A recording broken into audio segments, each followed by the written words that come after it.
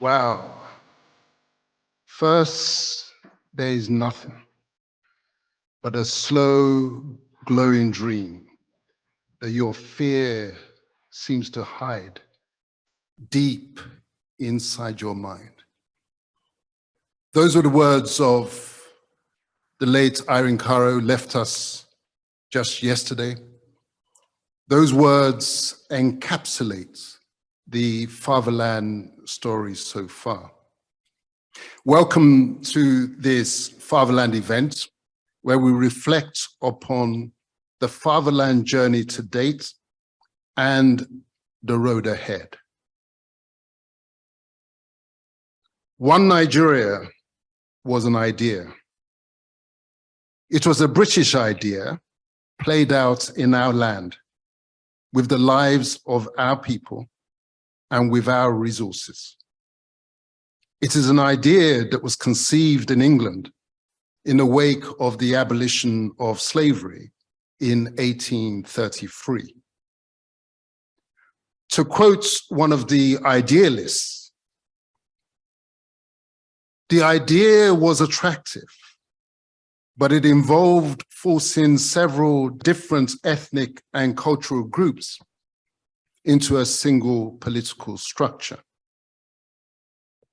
And he went on and said, but experience has shown that it was a grave mistake, which has cost many lives and will probably continue to do so. So why then are our people still hanging on to the idea of one Nigeria, you may ask? The answer has been explained to us as follows. When once an idea of disorder has taken possession of the spirit of a nation, it will not be overcome with criticism. The forensic method, arguments and rhetoric, undirected by a master thought, can never hope to hold it back. For an idea can only be fought by an idea. It is not sufficient that it should be crushed by disproof. It must be expelled by some more powerful vision, which usurps its place. Those were the words of Alexander Hamilton, one of the founding fathers of the United States of America. That then is our mission in Fatherland, to replace the alien idea of one Nigeria with our own homegrown idea of how we wish to live together.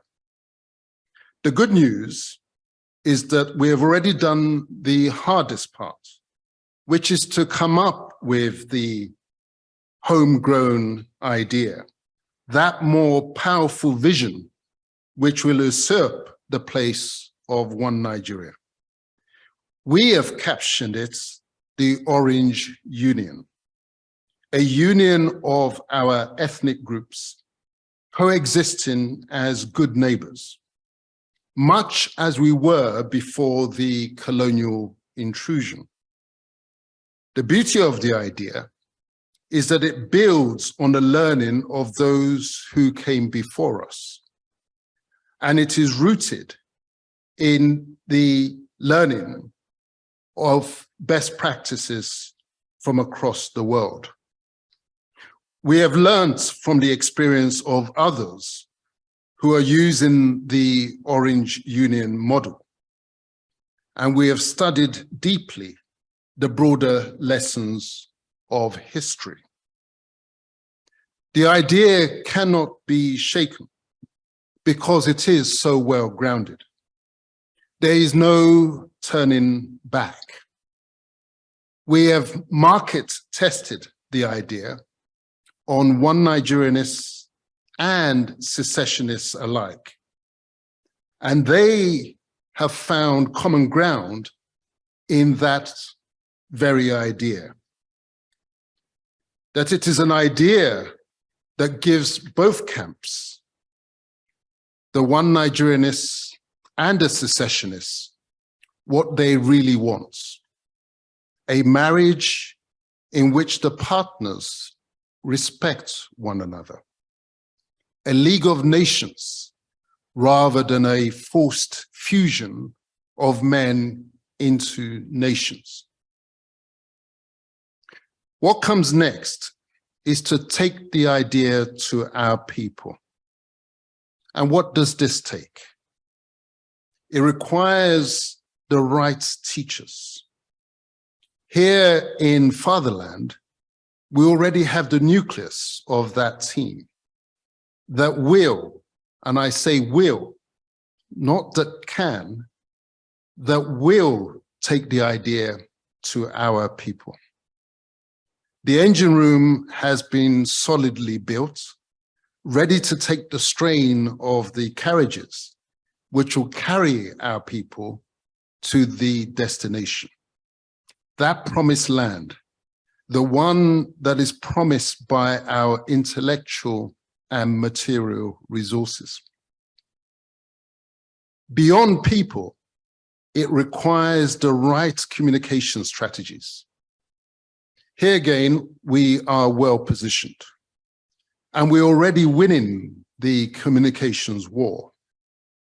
We have exposed and are actively countering the strategies that the enemies of our progress have been using to arrest our development.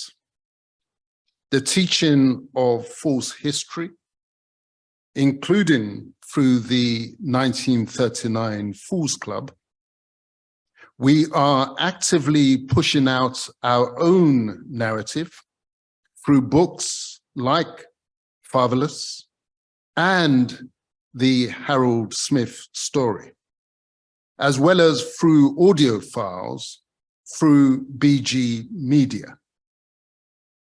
Through these education campaigns, we know that our people are beginning to understand how we got to where we are, including, in particular, the historical significance of the 29th of May and the 29th of other months. The one man, one vote trap that was built into our democratic model, the proper place of the role of local agents of those foreign principles on the ledger of responsibility. And above all, our people now understand that we do not have a constitution. These are some of the themes which our speakers this afternoon will be developing in the course of this event. At the end of it all, let the words of Irene Cara inspire us all. Being is believing.